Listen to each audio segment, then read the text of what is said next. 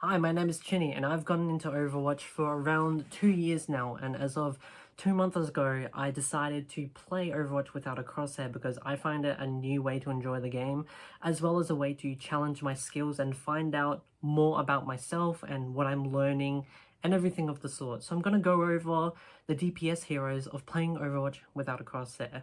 Now for the first hero we have Bastion. I found his long range specifically hard for me because along with trying to triangulate where to hit, just long range in general with Bastion is hard to hit because you not only do you not have a crosshair, it's kind of random where you're trying to shoot in the first place. So I'd definitely say without a crosshair, hitting those long range shots is hard. So that means for initial encounters, you're going to be at a disadvantage as well as trying to confirm kills.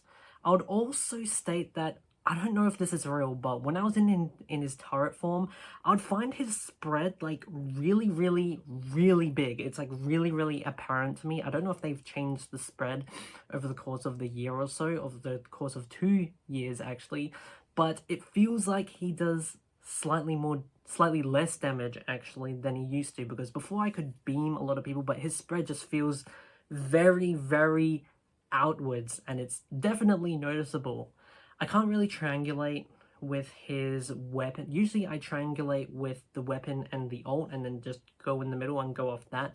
But here it was random. It was honestly a gamble, and I just had to wait during engagements to, go for hits, and that's what Bastion does. He does constant pressure, constant damage, and I could do that in the middle of fights. He is probably the worst hit scan for playing without a crosshair, mainly because his bullets don't do enough damage. He does very small amount of damage compared to someone like Soldier for me personally, and he does feel really bulky because he is a big robot at the end of the day. I also learned that with certain weapons, as a side note, as a general thing, how a certain weapon feels when you aim in, or how a certain weapon sounds, really helps my aim or makes my aim different in certain ways. So for the next hero, we have another hit scan, which is Soldier 76.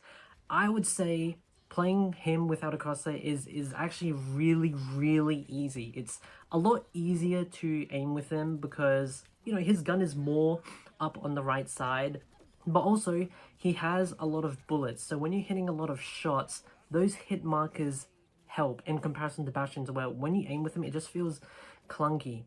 Hitting those bullets and getting those hit markers for Soldier 76 is actually the key to playing him without a crosshair.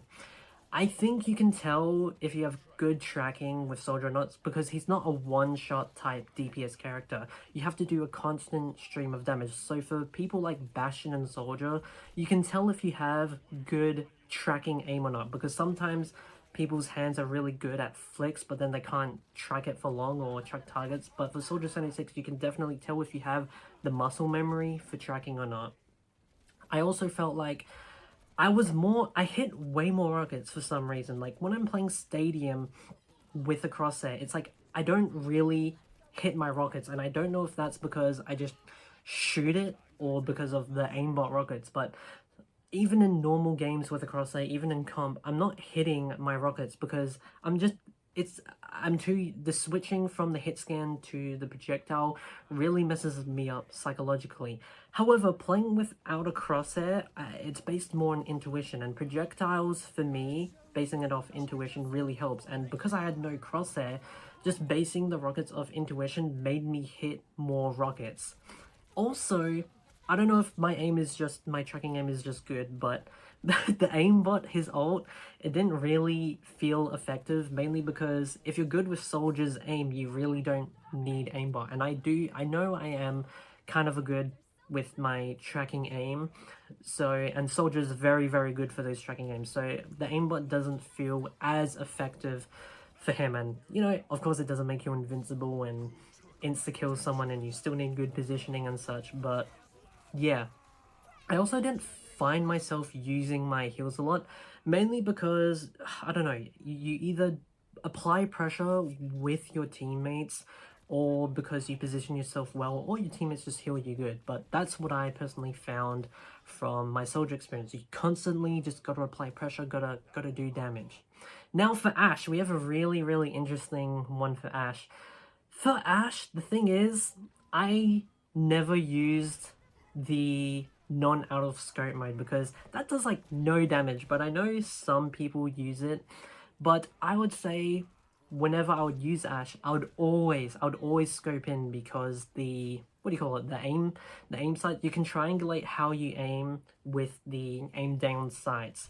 So for me though, without the crosshair, my initial shot would almost always miss, but then I would hit the second shot. It's like 100% chance I would hit the second shot. The scope definitely helps with your sense of direction and triangulating it in the middle. You can definitely tell if you have inherent, natural, very precise aim, since you're in that scope area and Ashe needs precise aim to confirm the headshots and confirm the kills. It's also easier if you're closer on vertical enemies, if that makes sense. Because for some reason, whenever I would aim up, my aim flicking, I found, was actually really good based on the intuition and judging the distance and everything. I actually found hitting my shots on vertical enemies was way easier.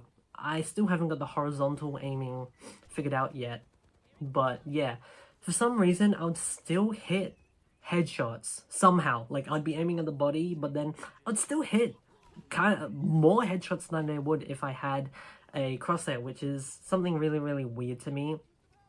I would also, for the perks, I also found the scoped damage like really effective. You would hit 2 shots and then they'll try to get away, but then the damage is like almost like a stadium power, so I would always take that perk. For flying targets, it's like, yeah, that initial shot, yeah, you're definitely gonna miss. But it's harder, it's way harder trying to hit an aerial target without a crosshair, but once you do hit a shot to recenter your aim, it's much more manageable. But if you have a very good movement, like a really good mercy, then it's then you're gonna be struggling. But overall, horizontal aiming and vertical aiming with Ashe is on similar height levels as well, is really more simple. It's more like aiming up is easier, but if you're aiming down at someone, I think for me personally that's harder. Now for Widow, I found myself, I'm alright at Widow. I'm probably below the average player for Widow, but I would say Widow, because you basically have the scope and you just have to aim in the middle, it's almost the same, but not really.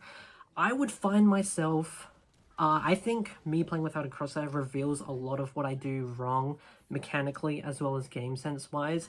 And for Widow, I definitely know that I'm rushing my shots in high pressure situations, or when I do need to confirm a kill, when I know I need to get a kill, it's like I do rush the scopes, or when they're just about to go into cover, or when they're getting healed, or anything of the sort, or they're just about to, I know, shoot me. I do rush the shots, and that makes me miss a lot.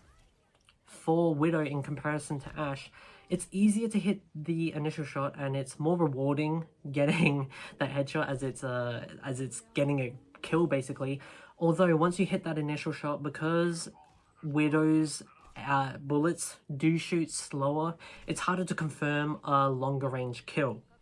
But it's also harder to hit heads at longer ranges, and I find myself, for specifically Ashe and Widow, the best encounters is probably medium range without a crosshair. I also found myself as Widow, I'd be isolated a lot. I did have very weak positioning, and I would over flick a lot. I would flick my mouse like even just a centimeter over the head and it would make me miss. Now for Emre, of course, scoping in makes it easier to hit your shots. It's very good at telling if you have a very good initial shots and therefore a little bit of flicking. It's really solid to tell if you have good overall aim because it has a little bit of tracking but a very powerful initial shot. So if you go, it's really good to tell if you have very good intuitive natural aim. I think it's good if you have good, almost good for flicking, and to see how good your aim is when flicking. I found myself doing relatively alright damage. I would hit at least one, The thing is with Emre, since he's a burst, I love burst weapons, by the way, don't get me wrong, but the thing is with Emre, without a crosshair, it's like, I'm hitting 1 to 2 bullets all the time, you know? It's never just one, but I'm hitting at least 1 bullet, but I never hit the 3. So maybe I'm not using Emre to his full effectiveness, because yeah, I do use his movement ability really well and his nades for area damage as you're supposed to. You can also use this ult in really, really good situations when you go over a building from behind and they don't expect it, and you get really good positioning for there. You don't really need good aim for his ult because it is a projectile and it is more based on intuition. But I find that he does really, really solid damage, and I find that if you hit all 3 of your shots, he can be really, really effective. And maybe they don't even have to be headshots. As long as you hit 3, that'll apply that constant pressure that you need to for a DPS character. For Emre is very, very good. I found myself strafing a lot now. I found it very similar to Valorant, where you would tap fire and then strafe and then tap fire again, because Emre, there's that, you know, there's that after you shoot, there's that space in between shots where you can do whatever, and if you are out in the open, then you're gonna have to strafe. It's very instinctual to do that. Now for Cass. Cass was a load of fun, even without a crosshair. Before, when I played him, I dreaded playing him because, you know, Cass is a character of all time. I find him... I used to not be able to shoot shots at him when I first started playing, but then I started playing him more, and I was able to... I don't know what happened, but I was just able to hit shots. But then I dreaded playing him without a crosshair, because I tested it out, and it was like, what am I doing? But then I learned the strategy of having your ult icon, and then just, like, aiming just above where his gun was. And I learned that strategy, and I was able to actually do really, really well with him. I maintained a very good average skill as him. I would only miss a couple shots if I were playing with a crosshair. He's a very good close-up combatant, but if they're, like, right in your face, like you're facing a tracer, that's gonna be, you know, it's gonna be zooming around. I do find that whenever an enemy is close up when I'm playing a shooting character, it's harder to hit shots because the closer they are to you, the faster they move. I feel like in the thick of it with Cass, my positioning was really, really good. I could do a lot of good damage, and I could even hit heads and confirm a lot of kills because you're just playing in the middle, you're playing with your team, you know, you're hitting your shots. It's really, really effective, and it's really good for confirming kills. Like, I don't know what else to say about Cass. It's like, I just did solidly with him, and I was actually impressed that I was able to execute Cass that well. Now for Hanzo, I've never been good at Hanzo, okay? I've never felt good about Hanzo. His arrow, I don't know what it is about his bow and arrow, but it just doesn't feel right to me. Like, if you play Hawkeye in Marvel Rivals, his projectile feels powerful and it feels fast, but with Hanzo, it feels like you're playing with a very thin rope, and therefore it's like, my mind psychologically is like, not aiming it good. However, I felt the same if I was playing with a crosshair with him, because he's a projectile, so for me he's mainly based off instinct and timing, pre-firing certain corridors, and just a lot of muscle memory and calculations that you have to build a lot of over time. He felt very, very instinctual. His E ability for me is not very effective. If I use his E ability versus his primary fire, I'd pick his primary fire, because his E ability, I can never hit shots on his E ability, because I would try to shoot it as a hit scan, but I'd get stuck in that trap of using it as a hit scan ability when it's a projectile. And the thing with me and projectiles, we don't mix well together at all, unless I'm playing Hawkeye and Marvel Rivals. I don't know if it's just Hanzo's arrows that curve in a certain way, or the way it sounds, or the way it just is, but I generally don't do good with Hanzo.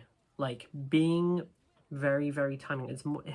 It's hard to explain, but it's like, it's a very, very timing character. You have to time, you know, when someone jumps or when someone moves, and you have to so I think it's good for those who love those projectile characters like Freya. If you like Hanzo, I think you'll do pretty good on Freya. I did find sometimes I would be isolated. He is kind of good close up because once you get that headshot close up, boom, you know, they're dead. He's really good for getting those picks, but I don't think it'll win you a team fight. It just coming from my expert. I know there are like experts, but I'm not a freaking expert. I'm not a freaking pro. It just depends a lot on your team as well. But I did find his scatter arrow pretty good. For Hanzo as well, you do need to aim up passively. A lot of the times I thought my arrow would hit lower, but I do need to aim up a bit more with Hanzo. Now, someone's relatively similar with Torb. It's like when I was shooting with Torb, I wasn't really aiming. I had to pre-aim and hold a lot of angles, which, you know, I love Torb, but I you know, just sitting there and pre-aiming and holding angles was the only way I could hit shots consistently in team fights and such. So a lot of the time I would be focused on pre-aiming or holding those angles and or just sitting on a turret repairing it. I know that his shotgun does a ton of damage, don't get me wrong.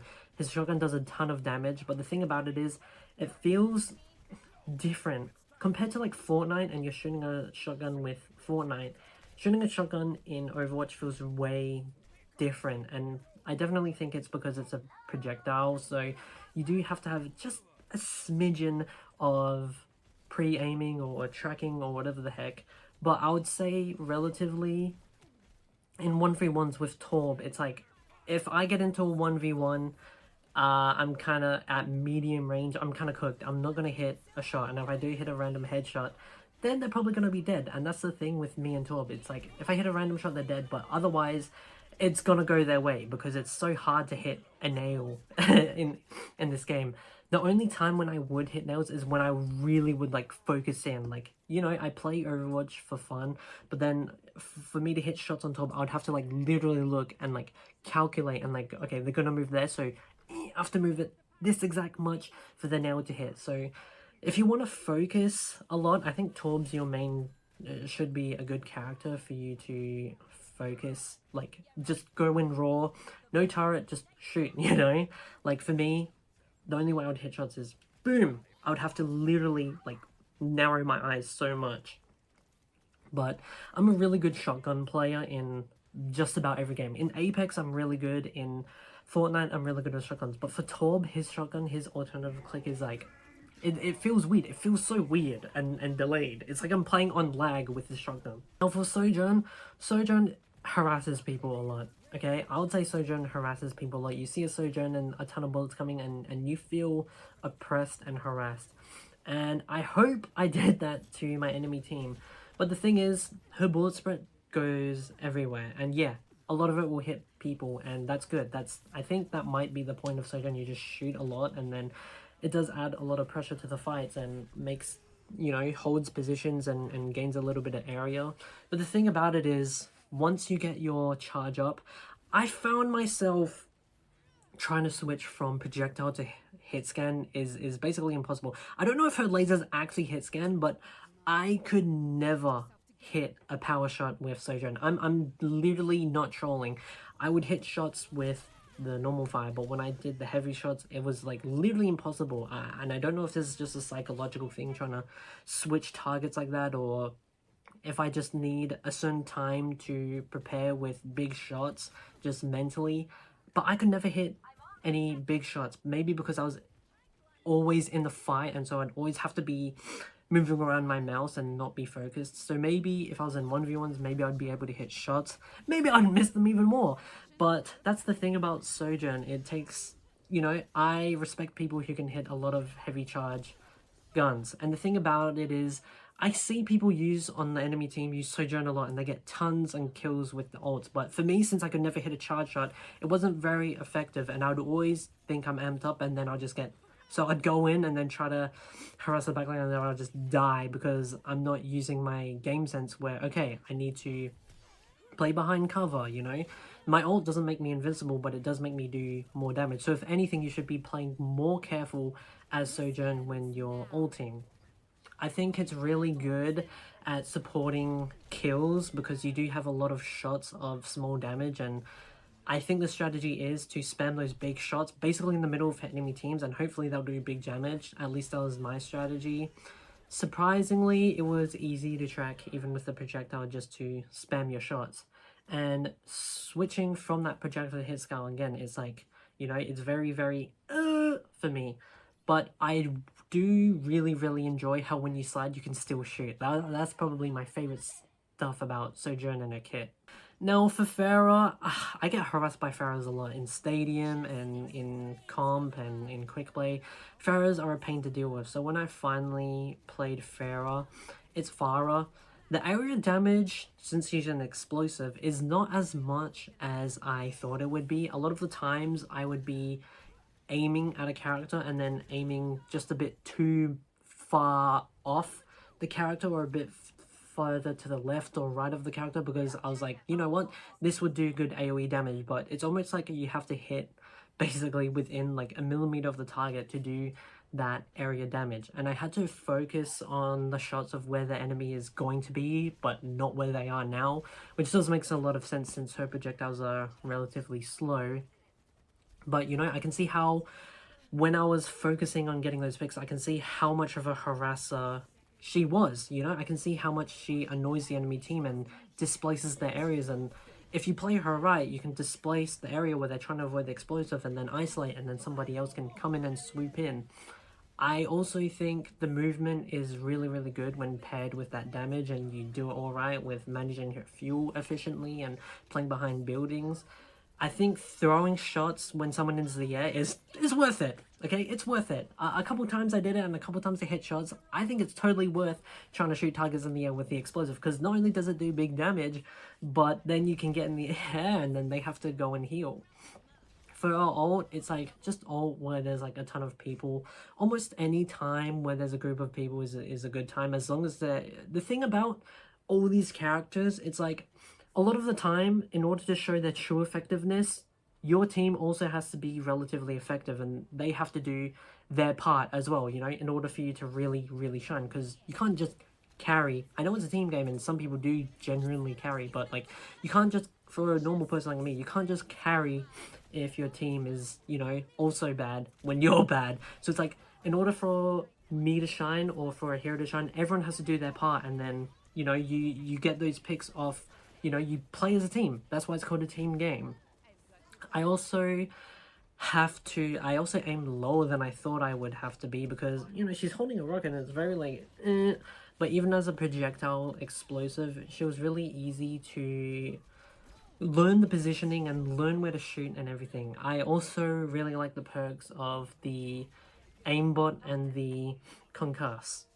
Now for Sierra, I feel like when I'm versing people with Sierra, I do feel sometimes the pressure of the nade, but then when I use the pressure of the nade, I know if this is just because it's in first person perspective, but whenever I use nades, I never feel the pressure of my actions throwing the nade.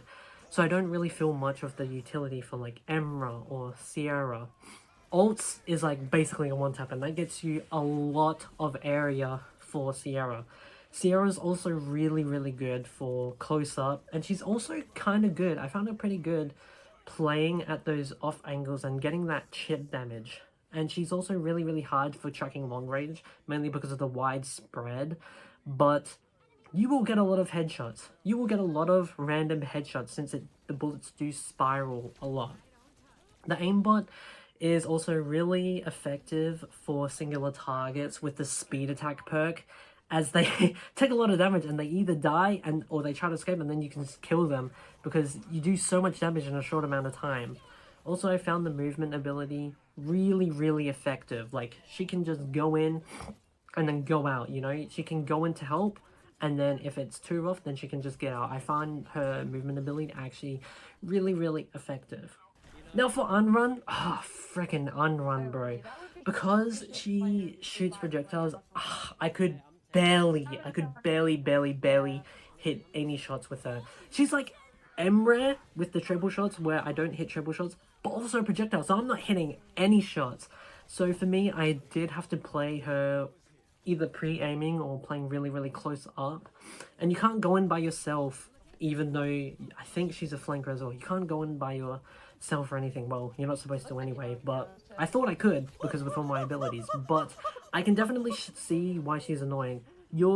I think a lot of where Unrun's kit is like, it comes a lot from her ability usage and her burns, because I found her really effective when I used her abilities very, very well. Like, I would go in with the, you know, equivalent to Wu Yang's like Meow ability, and then as people were shooting at me, I would do the dodge ability and I would set them on fire, and then I would try to go out again with the flame ability, and I would ignite them sometimes, and then I would, you know, fan the play. But I definitely think she's a really good damage support. Damage support, I mean, is like everyone's fighting, and then while everyone's fighting, that's when you swoop in and you do that extra bit of damage or extra bit of pressure that you need to. And I think Anwan is really effective because she has a really decent AoE damage with the burns and everything. And, you know, for team plays, just be in the thick of it and manage cooldowns. You don't really need to think much about your cooldowns, but you do need to manage them in order to use her effectively, from what I feel like. Her ults can save around. I'm just going to say that. Her ults can save around, but for Unrun, unless you're just talented, for me, bruh, project, no. I definitely think, since she's classified as a flanker as well, and she's a projectile, you do have to play her close up. Now, for Freya, I always see people play Freya, and, you know, I always thought Freya would be a very, very good long-range shooter, because I always see people playing in Stadium and in Comp from a long range, just going, flying up, and then going, and then dodging, and then shooting from long range, and I would always get hit by them. But I think for me, Freya really shines for me at a very closer to mid-range. It's like you constantly shoot and you generally aim in right. You get used to the trajectory of the focus shot, and then you end up hitting the shots. And even if you don't hit the shots, you still get it close to them, and you get explosion, which does do that chip damage. The movement on her is also really, really useful and really, really fun, actually. And the bowler shot, you have to time when they group up too much. My bowler shots weren't effective because I'd always shoot in the middle of the shield. I wouldn't go up enough, or, you know, I'll just do it on a singular target. But I can definitely see how effective she can be once you once you learn her mechanics properly. Just her aiming in general, you know, she is a relatively fast shooter, so she does apply a lot of damage. You just gotta focus on the right targets. As with all the DPSs, you need to focus and pressure the right targets. Like, if someone's constantly getting healed, you don't pressure that person anymore, you pressure the supports, and then because you pressure the supports, they don't get healed, that's when your team can come in to get that pick. And I think that's a lot where that comes from. And with Echo, it's hard. Okay, she is a mid to close range distance person. It's hard to hit those long shots, and her shots literally spread out the further distance they go. The finisher is just really, really easy. You throw bombs, and then you shoot a little bit, and then boom, finisher. The combo is actually really, really strong still. The bombs, sometimes, you know, if you're shooting at a target and they're moving, sometimes not all the bombs will hit. You only like 1 or 2 would hit, but that's when you just go away. That's when you just run away too. Like, sometimes I am the type of person to get very conscious of when I time ults. And for me, for Echo, I haven't been able to use her ult effectively once yet, which is kind of embarrassing because I am alright at her normal kit. Her shots are just somewhat slow, and she's definitely good. She's good if you can get that burst of damage in really quickly, but the longer you draw out a fight, if you don't get that quick burst of damage and quick pick, then, and you use up all your kit, then it's going to be, you're going to struggle in the game. So you have to confirm that kill really in a certain time death window in order for you to be effective, in my opinion. For Sombra, she's really, really squishy when isolated. And I found that hitting the burns at a almost medium distance is actually relatively hard because people are always moving. It's a very dynamic game. I found her shooting to be very, very, actually relatively decent because she is more of a spammer, and it is more of like a circle hit, so you do get a general direction of where you need to aim. I found that, you know, aiming is easy. Just get in their face, do a lot of damage, poison, hack, and boom, easy lemons, just get the pick like that. But you have to do it in a way where someone is either completely isolated or they're busy fighting somewhere else, and you just swoop in like a seagull and get them. I also found that, I found that most Sombras, when I face most Sombras, they just ult. They just ult for the team to come in.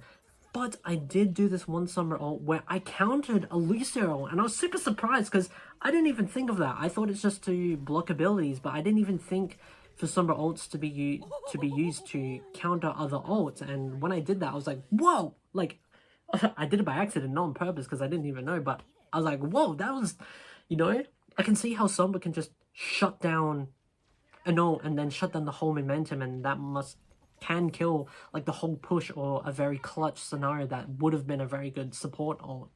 You also have to capitalize off other people. So say someone's low and then you just hit them, or like you hack them so then they're not mobile, or you just poison them so then they can, die while trying to get a med pack. Now for May was weird because I thought she was more simple, but her close quarters combat with her primary fire, that actually needs tracking. I thought you could just spray in front of you and it's more of an AoE, but it's more of a projectile beam. So you do have to track, but ahead. But then if they switch, then you have to go, I actually found she does need a lot of tracking and pre-tracking. But she does harass a lot. I found that, like, I don't play much of Mei, but from what I've seen of Mei, to wall up and to use the icing and everything, I did find that, not easy, but easy to get a hold of knowing when to time the walls and knowing when to iceberg and everything. I think the main thing of Mei is, like, you do primary fire on the tanks and then secondary fire on the supports. Generally, her projectile is relatively faster, so you only need to aim a little bit ahead, but getting that random headshot, you just gotta hit random headshots in the middle of where all the enemies are, which is definitely harder for longer range. I would also say Mei ults generally just go, pop it up in the middle of everyone, boom, easy lemons. For Tracer, yeah, Tracer is literally built for close quarters combat. I know that, but her weapons are also built for close quarters combat. But when I was truly in their face, that helped me be more effective a lot. And I found that as Tracer, I was very lazy. At the start, I was very lazy with her aim. I was just aiming at the body. When they were jumping, I was just aiming at the waist, not even moving my crosshair up. But the more I played and the more damage I did, the more that I tracked the actual head, they got melted as soon as I actually probably started tracking and aiming more higher at the head. They got completely melted, and I got in the groove of the movement really quickly, and then I got in the groove of doing the recalls quickly as well, when to know when I was low, to remember my positioning, as well as to be effective with my movements. And I found that, her ult doesn't have a lot of throwing range, so it makes sense that you do have to be up in their face. And I can see how, with all the chaos, that's when a perfect ult can exist, where you just get in, and then you get out as quick as you can. I also made a mistake of engaging at medium range. As Tracer, I would engage as medium range, but since her bullet spread is everywhere, it would only do a little bit of damage, but then it would alert them to me, and then therefore they could do a lot of damage, and then I would try to get out of that situation or try to use my movement, but then I would use my cooldowns too quick because I'm getting too melted, and she is super squishy. So what you have to do is you have to like isolate targets, but you can't dive when one is low and the whole team is there. You have to do it at very certain times where they're caught off guard, where they think a person is safe, but then it's not. For Genji, it's like unrun, okay? It's a triple shot projectile. I ain't hitting any primary fire. I found that I would hit headshots only when I'm aiming in the middle of everything and like pre-aiming, but I found that Genji works the best like Unrun and every other DPS when, you're working as a team. Like, I found the right click super effective, but I would miss the right click a lot because you still had to lead your shots, and particularly vertical aiming with Genji is really hard. Even on flying characters, it's really hard. I found vertical aiming with Genji really hard, and I feel like it's more intuitive. You know, you still have to judge everything, but height is definitely a big problem with me. Not in general, but just with Genji. Horizontal, it's almost like a guaranteed hit, but this game is so dynamic. Like they're always moving anyway, so at least one of your three shurikens or shrikens would hit. I got the hang of his cooldowns relatively quickly, but I definitely think a key point is his vertical aiming with his right click is definitely a bit to be desired. Now for Reaper, I was playing him without a crosshair, and it's like, you need really good flicking. People have good movement or random movement in this game, and you definitely need a good combination, a very good, in order to like be really good at Reaper, you need a very good combination of flicking and close tracking aim, but also timing your shots. A lot of the time, I would just spam my shot. I would just spam my shots if they're up close to me, and then it's like you have to time your shots. You know when when you know you're gonna hit your target, that's when you use your shots, because a lot of the time I would shoot and then my crosshair, which I'm not using by the way, like I would have a general sense of aiming in the middle and it would be on them. I swear I would hit them, but then they move out of the way just as my second shot would have hit, if that makes sense. So you do have to time your aim to be better, because I just found myself spamming. I also found that I got too scared with Reaper, just like going in and trying to get picks, because Reaper does feel really slow. And doing the TP, you do have to, like, I found myself not using his TPs to go in because it was, I just got too scared, you know? But I also found his chip damage is basically almost always worth shooting to get that ult charge, to get a little bit of damage as well. But I did struggle with the close up aiming and tracking, as well as just timing his ult as well. It feeds into positioning and being scared. You don't be scared on Reaper, because yeah, you're not gonna use him. If you're more scared than brave on Reaper, then you're gonna be less effective than if you were brave, and even if you died, you know, because at least you're applying a little bit of pressure. Now for Venture, I found myself trying to aim at the ground more, because yeah, it's like medium to short distance her project. So for Venture, I found myself aiming at the ground a lot instinctively, because their projectile is like close-ish to medium-ish range. So I found it relatively hard. Okay, I never played Venture, but I found it hard to get used to keeping that distance properly, and I had to aim for the right more. But once I got the hang of their cooldowns, and I actually found her close quarters actually really good, and they're all really good as well. I just found that like you have to play the character to get used to how their aim functions, because it's a very specific radius, and it's like Venture is also one of the characters where you can't just like dive even if a target's isolated, because there's a chance they'll win depending on the cooldown, because even if you isolate the target and you have an escape method, they're gonna chase you, and then the other team's gonna chase you because you might be low. So yeah, with Junkrat's just Junkrat. You just shoot, man. Even with like arrow denial, I'll just shoot, man. Like I'll just shoot and pre-shoot, and you know, I don't know if I was being 100% effective, because sometimes I'll just like move out the way and then I'll shoot, and sometimes my things won't even like hit or be in the right area, but then you could just adjust it easily. I also found that playing at range is best, even in 1v1s, because he has such a good damage and good explosion radius. I also found I didn't really use his mines, but when I did use his mines, they did give me a really good movement and really good damage. But I didn't find that I used his mines to damage them effectively, and I can see how high this skill ceiling can be for Junkrat. Now for Vendetta, it took me a couple of games to get used to Vendetta. I always used to dive in with Vendetta thinking she was invincible with the shield blocking, so I'd be super confident and then I would just die, which would make me throw. You also have to balance the two movement cooldowns, and generally it's bread and butter where you just dive in. The thing is with Vendetta, you have to, like, when your team is being active, that's when she's the most effective. That's when you go in with the spin, do a damage, and then get at least, like, what you can get 1 or 2 picks, and then you go whoosh, you throw your sword out, and then you get out of there.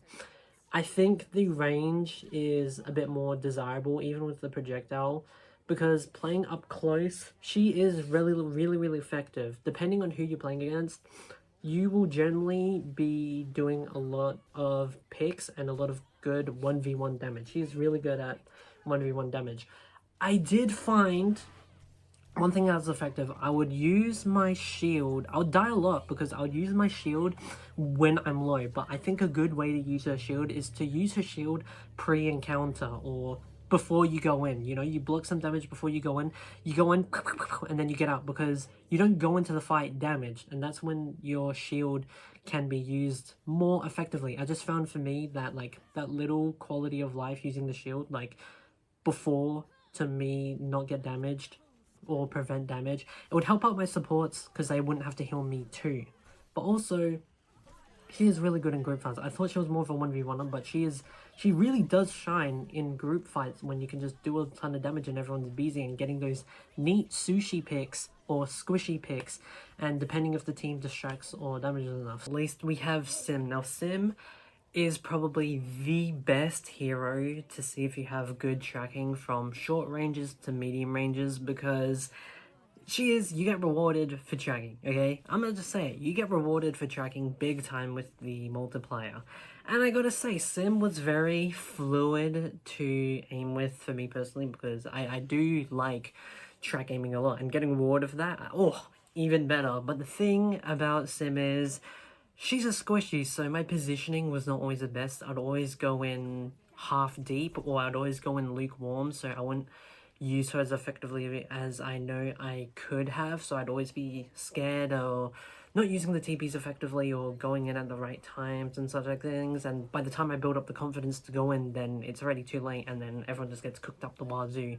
There's a lot of times in games where there's like, I'm the first pick, and then we basically lose the round because of that, because we can never build the momentum since they got the first pick off me. But sometimes Symmetra, just even when you're aiming with her generally, it's like you're trying to grab something but you can't reach it because of that beam range. So I do find that range help very helpful. And also the turrets are really passively good. Sometimes you get people who shoot them all the time, but sometimes on the occasion that you don't, they do good really chip damage, and they're just really annoying. And sometimes you can see the effect that you have on the game. I feel like I do harass the tank a lot. I literally just get... You are such, like, a big threat to tanks, especially Roadhogs, that you just melt the fat off him. I do feel like a threat with them, but when you're aiming with Sim, it's very good to develop your tracking, as it rewards you for it. I didn't use her right click because somehow, like, a crosshair appears, so...